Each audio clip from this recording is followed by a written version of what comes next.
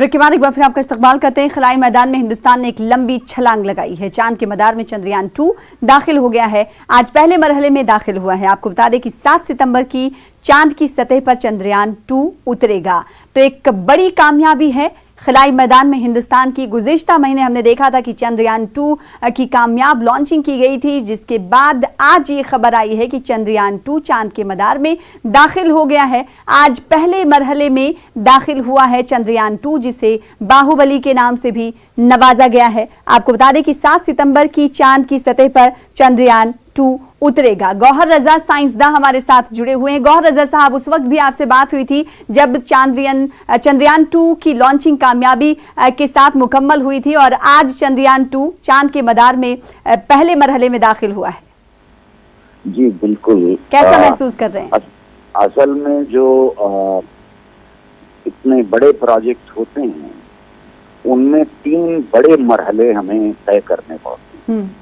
पहला लॉन्च का होता है, जिसको आपने बिल्कुल सही कहा कि उस वक्त मेरी बातचीत हुई थी आपकी चैनल के जरिए से लोगों से, आवाम से, आपके देखने वालों से। पहला मरहला हमने बहुत सक्सेसफुली अच्छी तरह से तय कर लिया। दूसरा सबसे बड़ा मरहला जो आता है वो ट्रांसफर ऑफ ऑर्बिट जिसे कहते हैं, वो होता है जो आज हुआ है, जिसके बारे में आप बात कर रहे हैं। ये मरहला इसलिए बड़ा होता है कि हम धीरे धीरे अपना ऑर्बिट बड़ा करते जाते हैं और चांद के करीब पहुंच जाते हैं और फिर चांद के ऑर्बिट में जाते हैं। ऑर्बिट में जाने का मतलब ये है कि हम उसकी जो सकलेजाती है, जो ग्रेविटी है, हम जमीन की ग्रेविटी से बाहर निकल करके और चांद की ग्रेविटी के अंदर जाना, ये एक बहुत मुश्किल मरहला इसलिए होता है कि अगर इसमें गलती हो जाए, इसमें परेशानी हो, तो हमें ऑर्बिट ठीक भी करना चाहें तो बहुत सारा ईंधन जरूरी हो जाता है खर्च करना, क्योंकि हर थोड़े सी तब्दीली के लिए भी ईंधन की जरूरत पड़ती है। ये ऐसा नहीं है कि अपने आप ही ट्रांसफर हो जाए। तो ये ट्रांसफर ईंधन खत्म करके धीरे धीरे खर्च करके ट्रांसफर करना जो है अपने अंदर, वो एक बहुत पेचीदा मरहला होता है। अब वहां जाने के बाद धीरे धीरे ऑर्बिट को कम किया जाएगा और 100 तक पहुंचाएगा, 100 किलोमीटर दूर चांद की सतह से पहुंचाया जाएगा। तो वो मरहला जब होगा उतारने का, वो एक बहुत पेचीदा मरहला होने जा रहा है, जो पहली बार हिंदुस्तान करेगा, जिसे हम सॉफ्ट लैंडिंग अंग्रेजी में कहते हैं, यानी धीरे से सतह पर उतारना। तो ये दूसरा बहुत बड़ा मरहला हमने तय कर लिया है, और ये भी हमें मालूम है कि जो उसके ऊपर आले लगे हुए हैं, जिनमें कैमरे की तस्वीरें लोगों ने देखी, जो मीडिया के जरिए हम तक पहुंची, तो वो सब कुछ ठीक काम कर रहा है। लेकिन ये मरहला जो आज तय हुआ है, ये दूसरी एक बड़ी स्टेज थी जो कामयाबी के साथ तय कर दी गई। जी गौहर रजा साहब, क्या चांद के मदार में ऑर्बिट में जिस तरीके से चंद्रयान दाखिल हो गया, आपने कहा कि ये बहुत ही पेचीदा मरहला होता है, सेंसिटिव मरहला होता है, कितने दिन इसमें लगते हैं इस मरहले को मुकम्मल करने में? इसको मुकम्मल करने में ज्यादा वक्त नहीं लगता है, लेकिन इस तक पहुंचने में बहुत काफी वक्त लगता है। जो महीना लगा है, ऑलमोस्ट 1 महीने के करीब जो लगा है हमको, वो इस मरहले तक पहुंचने में लगता है वक्त। और अब धीरे धीरे ऑर्बिट करने में वक्त लगेगा, तभी हम 7 तारीख को उसको उतार पाएंगे। 6-7 के बीच में हम अगले महीने के उतार पाएंगे। अगर ये ऑर्बिट चेंज जो है वहां तक हम ना पहुंचे किसी वजह से, तभी बहुत बड़ा खतरा पैदा हो जाता है। और इस वक्त अगर हम गलत तरीके से कोई गलती हो जाए या कोई खराबी आ जाए, तो फिर पूरा का पूरा प्रोजेक्ट जो है वो खतरे में पड़ सकता है।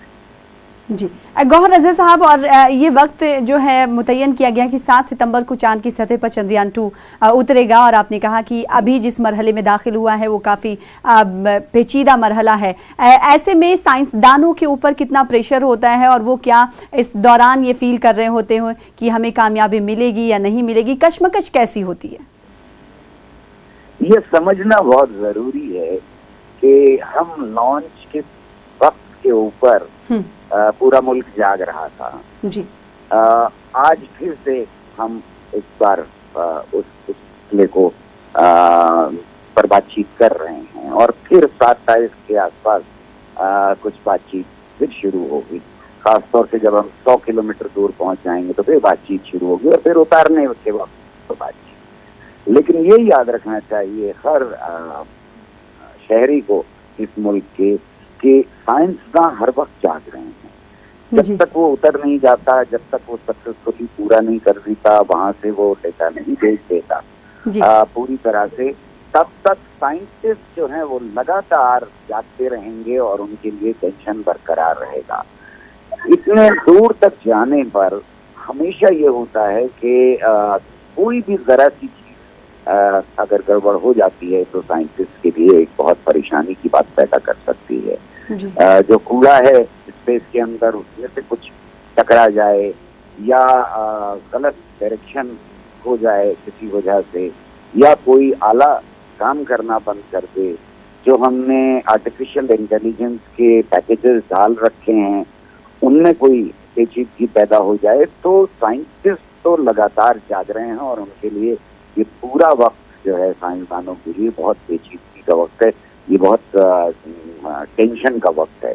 तो हर लम्हा टेंशन है साइंटिस्ट के लिए। ये नहीं सोचना चाहिए कि साइंटिस्ट भी आम लोगों की तरह से इस बीच में सो जाते हैं और जब कोई पेचीदगी पैदा हो तभी एकदम से जागते हैं। उनको हर वक्त नजर रखनी पड़ती है। ये लगातार नजर सैकड़ों साइंटिस्ट रखे हुए हैं लगातार। जी, गौहर रज़ा साहब ने काफ़ी अहम बात ये कही कि साइंटिस्ट हमेशा जागते रहते हैं, यानी अब वो अगर कोई काम करते हैं तो उसको करने के बाद आराम उन्हें नहीं मिलता है, बल्कि पाए तकमील तक पहुंचना और उसके बीच जो कशमकश होती है उसकी वजह से जागते रहते हैं। बेहद शुक्रिया गौहर रज़ा साहब हमारे साथ जुड़ने के लिए और तफसील के साथ इस हवाले से बातचीत कर